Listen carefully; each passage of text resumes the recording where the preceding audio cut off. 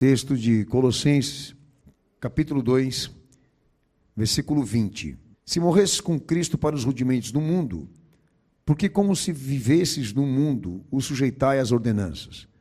Não manuseieis isto, não proves aquilo, não toques naquilo outro, segundo os preceitos e doutrinas dos homens, pois que todas essas coisas, com o uso, se destroem.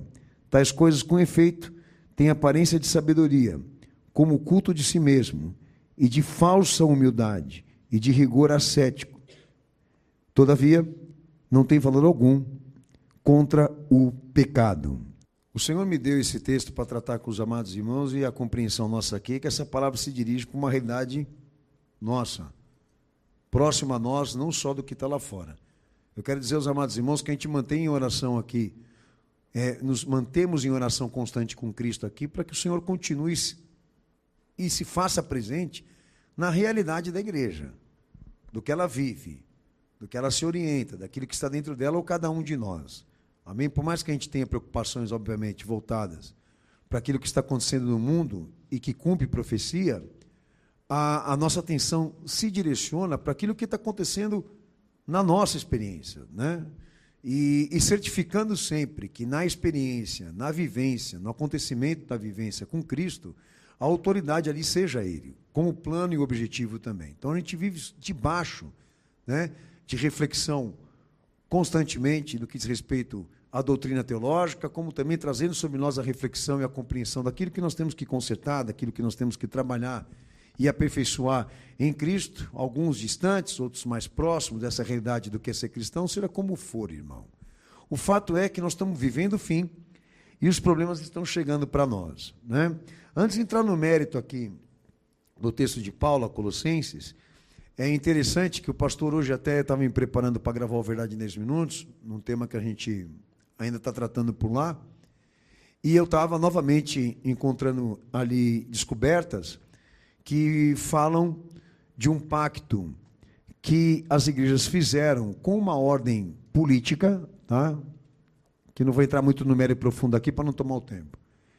E que essas igrejas e essas confissões protestantes tradicionais se prontificaram com essa ordem política e religiosa em gerar um padrão de igreja, uma espécie de igreja mundial, tá? Para vocês poderem entender o que o pastor está falando aqui. Então foi formulado ali e escrito uma cartilha de coisas que, na verdade, de conteúdos que a liderança deveria passar dentro da igreja e direcionar para aqueles que são fiéis.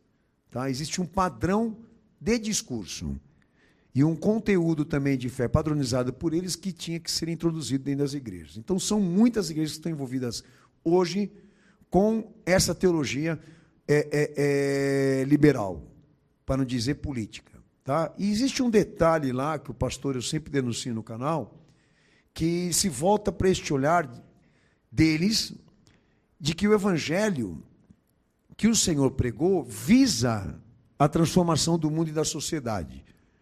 Né? Que para alguns aqui que estão mais profundo no conhecimento, eles identificam esse movimento como missão integral. E essa missão integral, que ela é um movimento estrutural e institucional, eles traduzem lá que o evangelho é uma ação que se direciona para a sociedade e para o mundo com o objetivo de transformações econômicas, políticas ou coisa do tipo.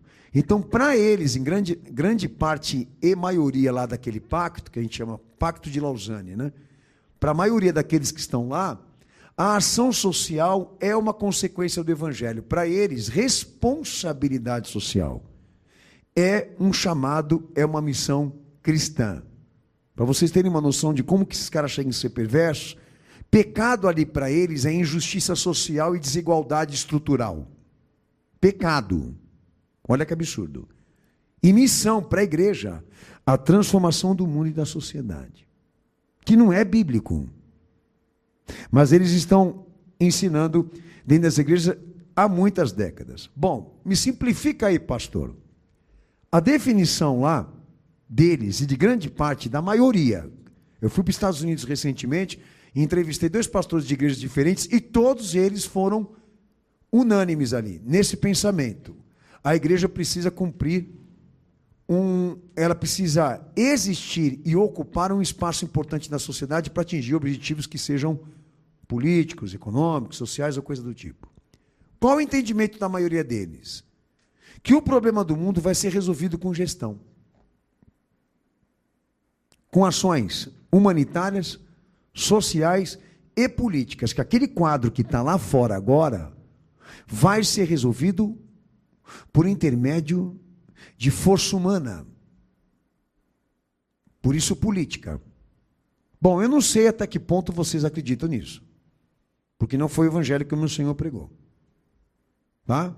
Mas é fato, eles estão ensinando isso na igreja e com base nessa ideia de que a igreja tem por missão gestão e assumir espaços públicos para cumprir esses objetivos de transformação social e voltados para representar, né, repartições da sociedade como também do Estado, a maioria ali se apoia na ideia de que o mundo vai ser transformado por Cristo. E eu vou lá e consulto e entendo da parte dele que isso não foi endereçado por missão de igreja e sequer ali, na palavra do meu Senhor, pecado seja isso.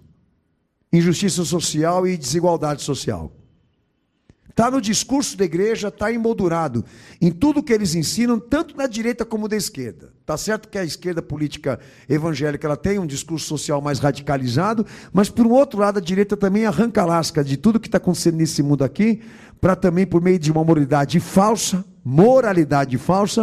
também arrancar proveito para fazer eleição e politicagem. Seja como for, eu não sei até que ponto os irmãos têm essa percepção, o quanto vocês conseguem traduzir essa realidade do controle institucional das igrejas, daquilo que elas discursam e daquilo que elas pregam. Ok? Missão integral, por exemplo, que o pastor, eu já descobri, transferências exorbitantes de instituições internacionais para manter essa instituição e inclusive o esquema dela. Para quem não sabe, essas estruturas capitalizam, recrutam jovens com esse discurso sensibilizador, deles serem pessoas dentro da sociedade e trabalharem essa gestão, assumirem essa missão e essa posição de serem agentes da transformação social. Agentes da transformação social, não pregadores. É a corrente da solidariedade, né? Então, o que está dentro do que o pastor eu vou pregar aqui, que obviamente vai se direcionar a isso e também se direcionar a outros aspectos. Paulo aí no texto de Colossenses capítulo 2, a partir do versículo 20, até um pouco antes, ele está trabalhando essa acusação. As igrejas naquela época, elas estavam sendo invadidas com esse conceito da filosofia, com o conceito de que a filosofia tem alguma importância para a teologia. Para quem não sabe aqui, era praticamente quase o início da emancipação da razão humana sobre a ciência. Tanto que Paulo, você vê até que em cartas dele, ele faz acusações e apelos para que ninguém acreditasse lá que o homem tivesse alguma coisa de importante para a igreja que Jesus não tivesse falado. Que eles fossem portadores de alguma verdade ou de alguma informação teológica que Cristo não houvesse proferido. Porque tudo que precisamos está em Cristo. Não no homem. Mas as igrejas estavam acreditando que existia certa iluminação ali, nesse intelectualismo, e aí é que começa a varredura e a destruição das igrejas da época. Aí Paulo, ele direciona essas acusações para as igrejas da época, e tem 3 aspectos que ele aponta nas cartas aí, que o pastor só vou fazer um resumo. O legalismo religioso que estava lá, e quando a gente fala de legalismo religioso, nós estamos querendo dizer o quê? Olha, quando você prega uma coisa, determina uma coisa, sem provar em Cristo esse valor ou esse preceito. Diríamos que a gente pode ser legalista se não for legítimo. Se não tiver fundamentado em Cristo. Então, vocês veem que o nosso desafio não é chegar aqui e falar, mas provar aquilo que nós estamos falando. Porque na medida em que eu disser alguma coisa em nome de Deus, em nome de Cristo, que eu não consiga provar diretamente na raiz, histórica do que Jesus foi, eu não sou só herege. Eu sou usando de uma autoridade que eu não tenho. Por isso o legalismo. E isso estava lá. E filosofia é isso, tá? Quando ela fala de Deus, ela não consegue provar nada. Mas ela ensina, ela influencia. Em muitos aspectos religiosos, ela impõe.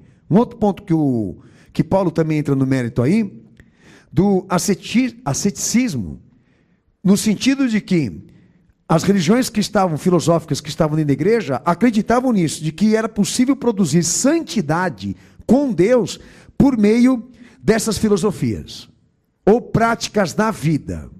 Você acredita nisso? Que por meio de uma disciplina de vida e empenho de vida correta, você possa assumir essa posição de santidade com Deus. Senhor, isso aqui não é bíblico. Tá? Não é bíblico, mas estava lá. E o pastor vou falar um pouco sobre isso também. E a questão também das tradições humanas que estavam sendo impostas à igreja na época, como se fossem conteúdos de Deus, como se viessem pela lei de Deus.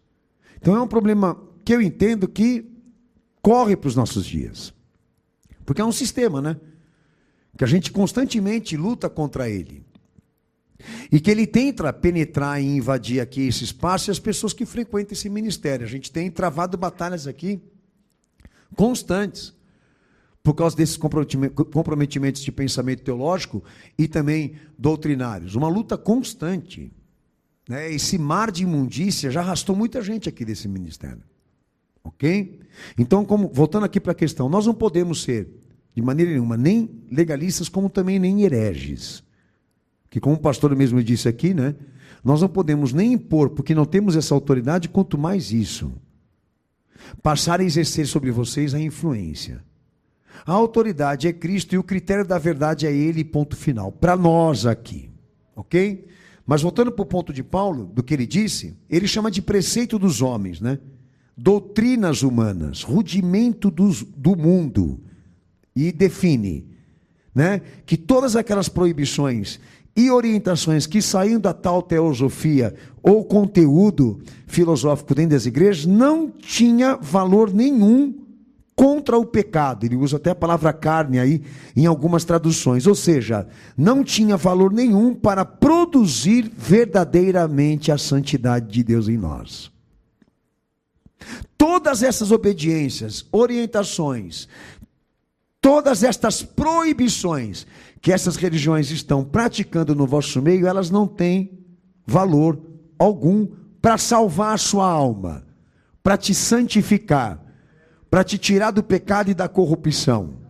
Não tem valor algum e efeito e autoridade nenhuma para te libertar, para produzir santidade, para te colocar em santidade na presença de Deus. E por quê?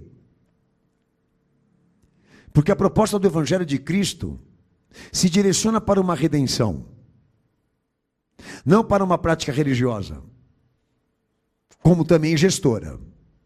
Se o meu quadro e o teu quadro for mudar, é porque ele operou, é porque ele se confirma. Não porque eu e você somos alguma coisa ou fizemos alguma coisa. Você vê que são caminhos opostos. Se nós vamos acreditar aqui que esse quadro deplorável em que estamos, na presença de Deus, vai ser reformado e modificado com ações humanas e muitas vezes política, nós não estamos sendo bíblicos nem um pouco na nossa orientação. Nós estamos extraindo ou tirando isso da cabeça de alguém. Porque a corrupção sistêmica que está lá fora, ela é uma continuidade ou um resultado daquilo que aconteceu com Adão. E segundo o meu Senhor, corrupção no evangelho dele é uma marca que a sociedade leva por rejeitar ele e a redenção dele. Vocês vão acreditar nisso? Que vocês vão mudar o mundo, a sociedade e as pessoas por meio de filosofias de vida ou ações políticas? Então a aposta já está dada, vamos tentar. E com a ajuda da religião. Então vamos tentar. Vai lá trabalhar, vamos ver o que vai acontecer. Entra dentro da história e você vai ver o quê? Que sempre foi a mesma coisa. Nunca mudou nada. Discursam, ensinam, falam, impõem, pregam, sem provar nada. Jogam esperança na sociedade de que alguma coisa lá na frente vai acontecer. A única coisa que muda é o cenário. O homem continua o mesmo, para não dizer pior. Porque o quadro moral e espiritual em que ele está agora é bem pior do que algumas gerações que já se passaram.